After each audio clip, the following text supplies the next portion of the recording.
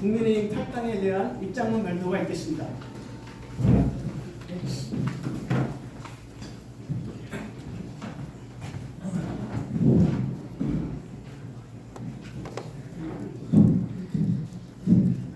안녕하세요.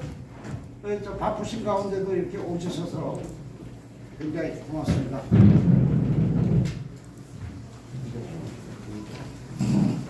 일단 미리 작성해온 입장문을 낭독하고 그 다음에 이와 관련한 질의응답을 받는 순서로 진행하고자 합니다. 국민의힘 탈당에 대한 입장문. 저는 3월 6일자로 그동안 몸담았던 국민의힘을 탈당하게 된 경위에 대하여 도민들과 국민의힘 당원들에게 알려드리는 것이 최소한이 정치적 도리라는 생각으로 이 자리에 섰습니다. 먼저 국민의힘 제주도당과 저를 묵묵히 응원해 주셨던 도민 및 당원 동지들께 도당위원장이 임기를 마치지 못하고 탈당을 하게 된 점에 대하여 너그러운 마음으로 이해해 주실 것을 부탁드립니다. 아울러 도당위원장 등으로 활동하는 동안 저희 운동으로 인하여 마음이 상처를 받으신 분들이 혹 계시다면 그 분들에게도 이 자리에서 사과의 말씀을 전합니다. 저는 지난 3년간 서귀포시 당협위원장과 도당위원장을 맡아 지난 대선과 지방선거에서 보수의 승리를 위해 조그마한 힘이라도 보태고자 노력하였습니다. 그러한 노력은 보수 정당의 승리가 대한민국과 제주도 발전을 위해 반드시 필요한 일이라는 확고한 신념이 있었기 때문이었습니다.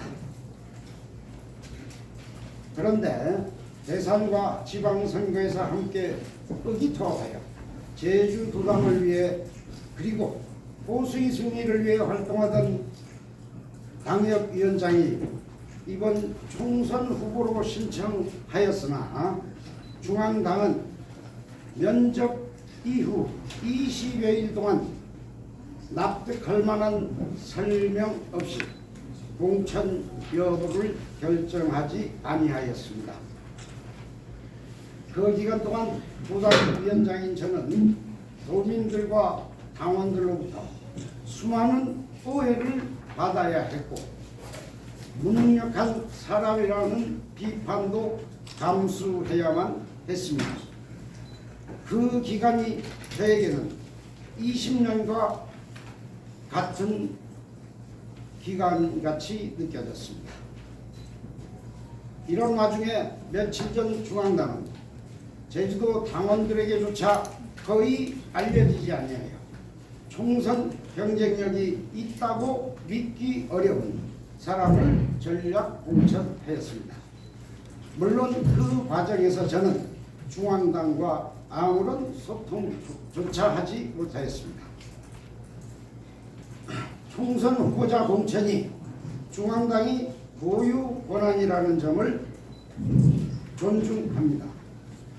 그러나 중앙당은 적어도 단수 후보로 면접까지 마친 직전 당협위원장이 있는 상태에서 전략 공천을 하려 한다면 사전에 해당 당협위원장의 양해를 구하고 도당위원장에게도 그러한 사실을 알려주는 한편 면접 후보자에게 공천을 주지 못하는 사정을 설명해야 할 정치적 의무가 있다고 생각합니다.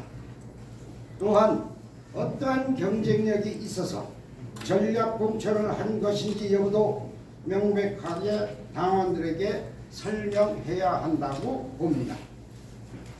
중앙당의 고충을 이해하지 못할 바는 아니지만 그러한 설명 없이 중앙당이 전략공천하고 도당위원장이 언론 등을 통해서 그 사실을 인지해야 하는 비정한 현실이 너무나 아팠습니다.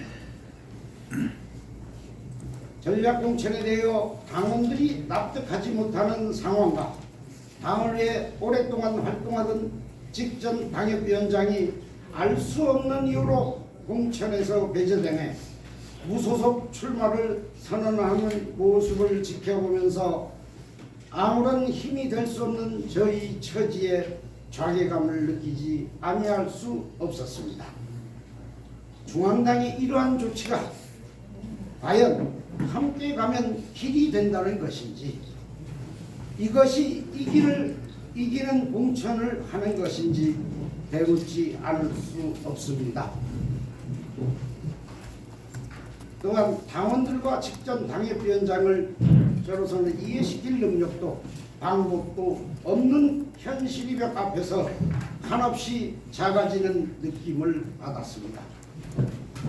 중앙당은 제주가 험지이고 주요 지역구가 3석밖에 되지 아니하여 중요성이 떨어진다는 이유로 제주도당을 버리려는 것이 아닌지 하는 의구심마저 들고, 이러한 상황에 처하여 저희 능력으로는 총선 과정에서 당원들이 뜻을 모으기도 승리를 이루기도 어려울 뿐만 아니라 제주도당 발전이 희망마저 사라졌다고 판단하였습니다. 그래서 저는 어제 당을 떠났습니다. 다시는 이러한 상황이 발생하지 않기를 바랄 뿐입니다. 저는 앞으로도 제주 발전을 위해 제가 할 수 있는 일을 찾아 열심히 노력하겠습니다. 감사합니다.